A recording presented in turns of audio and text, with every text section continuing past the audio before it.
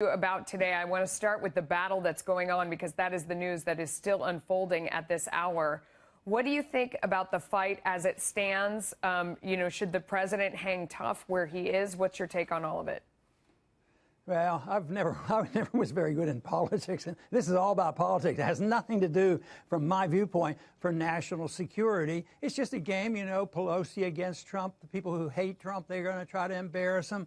And I never had the confidence in a fence doing a whole lot of good. I see it as spending more money that we don't have. But as far as politics goes, I don't think anybody knows because it's changing all the time. But my guess would be that there will not be a close down. For some reason, it'll stay open. But, boy, it's coming precariously close. With the holidays, that's, a difference with these other closures.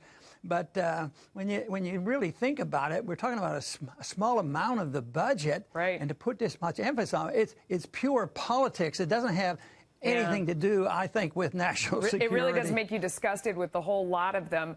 Another huge market day. We're looking at the Dow right now, down 464 points on the day. There has been so much up and down, and a lot of it related to the Fed. Yesterday, we heard from a Fed chief who sounded woefully out of touch with what's going on out there in the economy.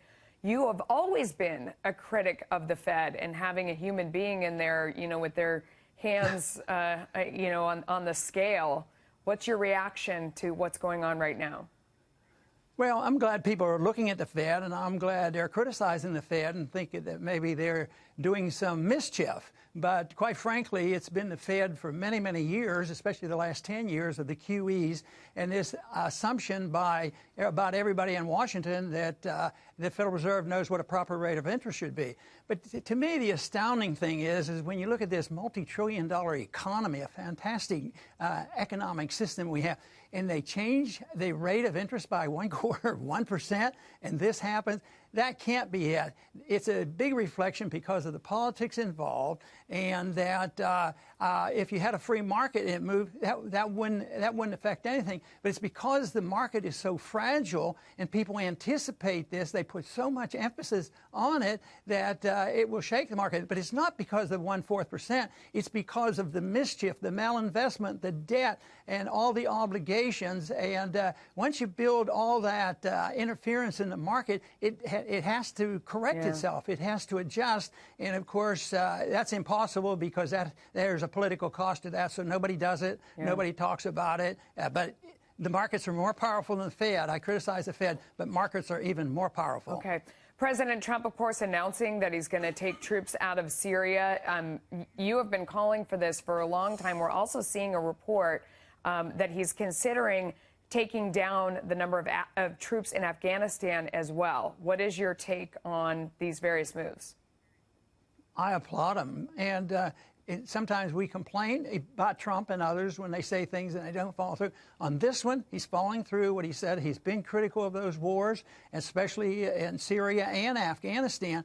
And just logic tells us, what are we there for? Are they declared war? Is there any moral purpose for us to be there? Why are we there, and when should we leave? How much is it costing us? So, no, there's no argument for it. And the most important is it's not morally justified, not constitutionally justified. 17 years now, that's long enough to learn a lesson. When are we going to learn our lesson? So I think it's just great. What I love about it is, as a libertarian, I've tried to build coalitions between honest progressives, which there aren't very many left, because they used to be the ones that would object to this, to the wars like this. And there's been some hint of this, that some of the progressives are saying, what are we doing this for? Same thing. If you take people on the other side, hang on one second, because people on the other side argue that this is what happened in Iraq, that we left a vacuum where, bad actors came in, the development of ISIS, that now if you leave Syria, there's a vacuum of just bad actors laying around, and that the one who benefits the most is Vladimir Putin.